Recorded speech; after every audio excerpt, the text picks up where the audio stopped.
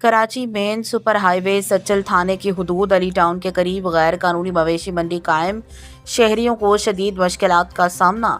Report crime reporter Sidra Chauhan. Karachi के इलाके main super highway के मेन रोड के इतराफ कायम झुग्गियों में रिहाइश पजीर अफराद की जानिब से मुबैना तौर पर गैर कानूनी मवेशी मंडी कायम कर दी गई, जिसके बायस ट्रैफिक की रवानी शदीद मुतासर होने लगी।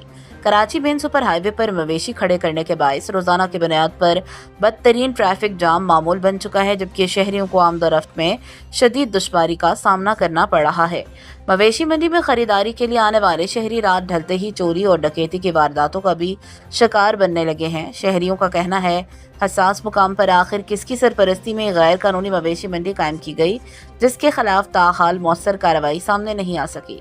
शहरियों ने सवाल उठाया कि मेन सुपर हाईवे जैसे मसरूफ और हसास मुकाम पर गैर कानूनी मवेशी मंडी का कायम होना DC east, AC east, commissioner Karachi और दीगर मुतालिका इदारों की कारकर्दगी पर सवालिया निशान है। इलाका वकीलों और शहरियों ने आला हुकाम से मुतालबा किया फौरी नोटिस लेते हुए गैर कानूनी मवेशी मंडी को खत्म किया जाए, ताकि ट्रैफिक मसाइल और जराइम की वारदातों पर काबू पाया जा सके।